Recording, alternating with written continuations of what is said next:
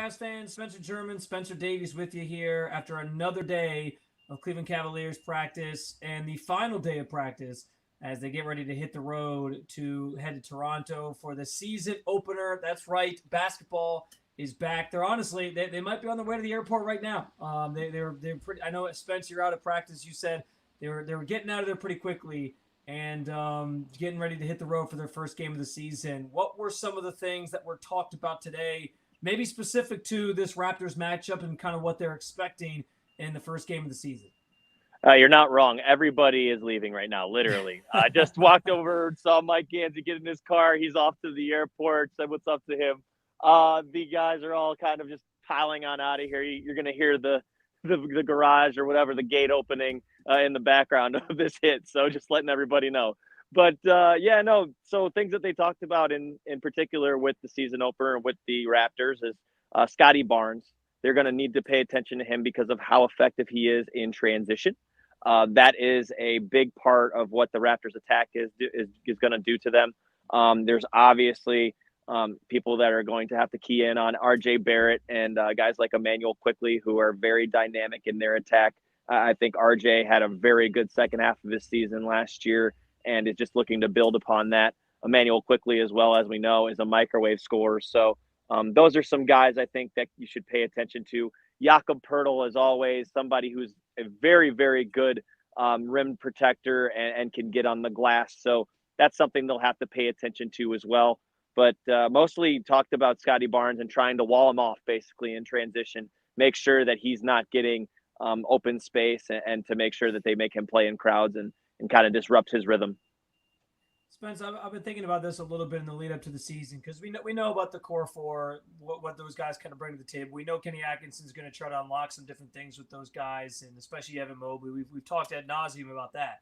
But I'm curious, like, is there a role player on this team that you feel like is going to make a bigger impact than maybe what people are expecting or have expected over the last couple of years? If they're gonna and if the Cavs want to achieve all the things that they want to achieve, is going to have to sort of step up into a bigger role than maybe what we've seen so far. Well, the obvious answer would be Dean Wade, but he's stepping into the starting lineup, so I'll take him out of that category right now. That's but fair. the I guy, appreciate you doing that. Well, we talked about him up and in down the spirit yesterday. of the question, I appreciate you doing that. So. Of course. I think it's Isaac. I do. I think it's Isaac Okoro. I think Kenny Atkinson utilizing him in that small pick and roll, making sure that he's able to attack with guys in open space.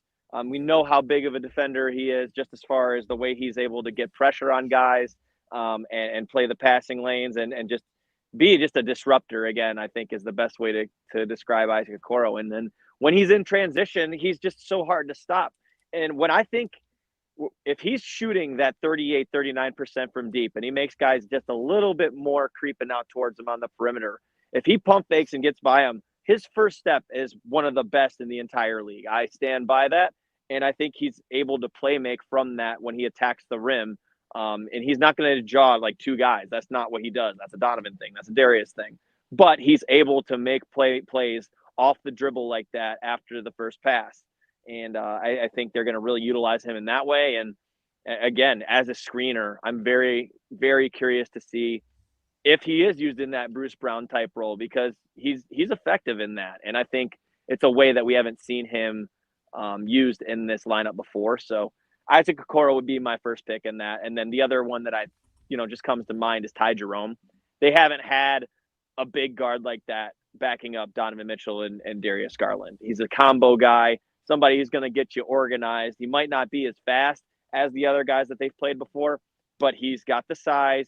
He can D up a little bit, and he's able to obviously connect this team and organize them. Like I said, get some structure in there when those guys are off the floor. And I don't think that Darius or Donovan are going to be off the floor like at all. But when he's playing with one or the other, or he's spelling one or the other, he's able to do that, and he's able to shoot too. He's got a nice first step too. Yeah, I like that you bring up Ty Jerome. It'll be very valuable to have a point guard that you feel like has room to grow, but can also be a contributor for you off the bench. And I'm looking forward to seeing what he kind of does this year, especially with the new head coach Kenny Atkinson and his system and those types of things. We have heard plenty from Jaylen Tyson since the day he got here about how he's not showing up just to like be some bench player who doesn't play a lot. Like he wants to find himself in the rotation. That's one of his big goals. Fans are always excited about rookies. They did the same thing with Amani Bates, as we know. The last couple of years, they've been like, what's Amani going to do? Is he going to play? They need Amani Bates. So anytime there's a rookie and there's that idea of potential, fans are going to get excited about it. I guess I'm curious from you, Spence, just like being around this team as much as you have been to this point. What are you sort of expecting from year one of Jaylen Tyson in terms of his role with this team? I think that he's going to end up cracking this rotation at some point. I don't know how early it's going to be. But with Max Strus down, I could absolutely see him getting minutes early in the year. Why Yeah. not? This is a guy who's going to probably play the 3 or the 4 for them if I had to guess. I know he's, 6'6", 6'7", but the way that he plays and the way that he scraps for rebounds and goes after loose balls on the floor and just makes things happen, that is going to find him a way on the floor, whatever capacity that might be. Maybe he plays 10 minutes a game. Who knows what it is? But Kenny Atkinson's described him as a find a way guy. If you hear a coach talking about that way, about a rookie that's picked outside of the lottery, who is already kind of pushing guys for rotation minutes, that's got to be a good sign. So I think he does find his way under the floor. Again, I think it'll be at the 3 or the 4 position just because of how loaded they are at guards. But he's going to play defense. You saw that he was doing very well at that in the preseason, and something that was a question mark coming into the year. So he's very locked in on the defensive end and grabbing rebounds and, again, making plays. There's going to be mistakes. People got to be ready for that. There's going to be mistakes with the guys that are already cemented here. That's going to happen just with a new system and a new offensive strategy. But you got to be able to take the mistakes, take the good, take the bad with the good. You know what I'm saying? No doubt. Yeah, I think I too with Max Strus out, I'm excited to kind of see what he kind of brings to the table. And like you said, early in the season, especially when Max is out, it feels like the perfect time to get Jaylen Tyson some minutes, because late in the year, when you might need some wins to sort of help you in terms of the seeding and all that, like this is the time of year to try some things that you have in a player like that. And I'm excited to see what that maybe looks like for him here in year one, as I'm sure many fans are as well. Spence, you mentioned Jaylen Tyson's defense. We know Kenny Atkinson is more of an offensive-minded guy, but there's going to be some things that look different about the way this team plays defense in terms of maybe what it's been in the past. What are some of the key elements to this group on that end of the floor, and some players that you're sort of highlighting or looking at in terms of being able to slow teams down on top of to sort of complement the other side of the floor where we're looking for a more efficient and more effective offensive game from this team? Well, I'll give you a guy that you probably aren't thinking of when it comes to defense. I'm looking at Darius Garland. I think that he is an interesting part of this just because of the way you saw in preseason. He was playing passing lanes. They're almost likening him to a safety, a cornerback on the football field. Because when guys get pressure on the outside, Dean Wade, Isaac Okoro, Donovan Mitchell getting into guys' shirts, then that opens up the possibility for a bad turnover or a bad pass or just a pass into a smaller space, in which Darius Garland is able to read them and almost get like a pick six. He's able to kind of start the transition there on. And when you have that 2-man, 3-man advantage going down to the basket, chances are you're going to score one way or another. So Darius, he had 6 steals in that one game the other day. And that was very telling to see just how he's reading these guys when they're making these passes, because, again, of the ball pressure, of how close they are to the ball handlers, the opposing ball handlers, that is, and making them either give it up, take a bad shot, or pass into a bad spot. So Darius Garland, that's the guy that I'm kind of looking out for, because Kenny talked about it in his press conference when he first got here too, that he thinks that Darius is a plus defender. So he's putting that in the action, and hopefully we'll see Darius get some steals this year. Definitely wasn't expecting you to say Darius. I know people sort of look at the guard combo on this team and they think, they're undersized, they can't play defense well. But to your point, that is a player on that side, especially, that Kenny Atkinson has highlighted, and it'll be interesting to see how he utilizes him on that end of the floor. We talk so much, Spence, especially in the lead up to the season, just about expectations for a team, and I know.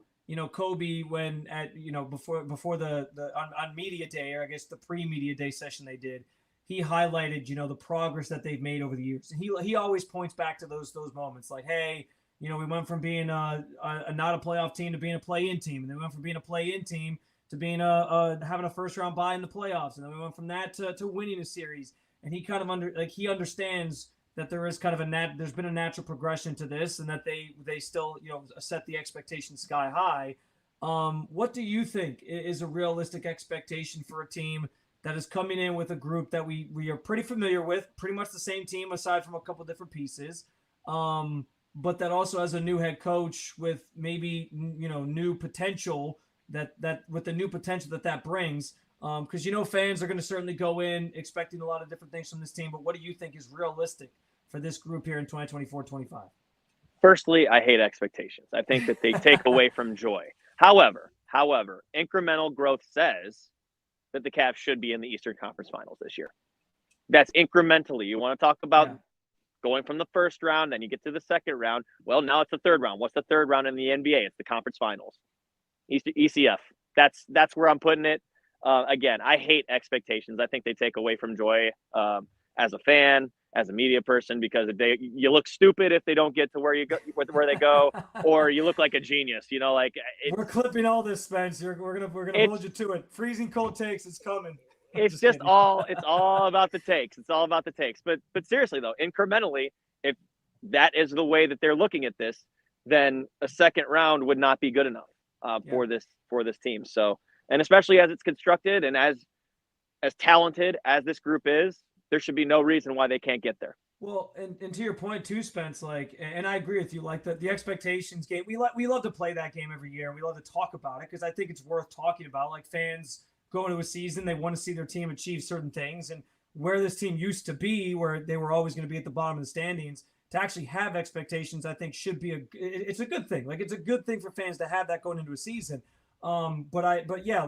I think along those lines, in terms of like the linear growth that you see, or you should see, I think Donovan Mitchell would echo those comments, because he's even said, the one thing that's keeping him from being talked about as maybe one of the top 10 players in this league, or one of the best players in this league more consistently, is the fact that he just hasn't advanced out of the second round of the playoffs. So I think, given that you have that star talent, that player on here, on this roster, like, I think he sets the bar to that level. So I think that should at least be a reasonable place for other people to set it as well, including the fans.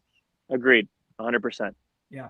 Good stuff, as always, from Spencer Davies, who was out of practice today in Independence. We obviously will have you covered all season long. You guys know this. Spence and I are often at the games together. I'm excited to be out there on Friday for the home opener against the Pistons, which you talked a little bit about yesterday in our practice report. Had some fun at the expense of what kind of reaction JB Bickerstaff is going to get. Spencer mentioned, expectations kind of take away joy. I think Cleveland could use a little joy right now, given how some other things have gone. The Guardians, what's going on with the Browns right now. So the idea that there's Cavs basketball back in your life should be a good thing. It returns, as you guys I'm sure are well aware, tomorrow night, Wednesday night, 7:30 tip, north of the border in Toronto. It's our first look at this revamped Cleveland Cavaliers team under new head coach Kenny Atkinson. I almost said Kenny Bickerstaff. That's a crazy name. Gotta get JV's name out of my memory bank. But no, guys, we appreciate you following along as always, right here at the Cleveland Cavaliers on SI YouTube channel, but also at Cleveland Cavaliers on SI. You can read all sorts of stuff going on, the latest news, updates from the team. I'm sure we'll have a ton of post-game content for you tomorrow night at si.com/NBA/Cavaliers. And until then, or until you hear from Spence and I again, probably tomorrow night with our post-game reports, keep on following along there for your continued coverage of your Cleveland Cavaliers.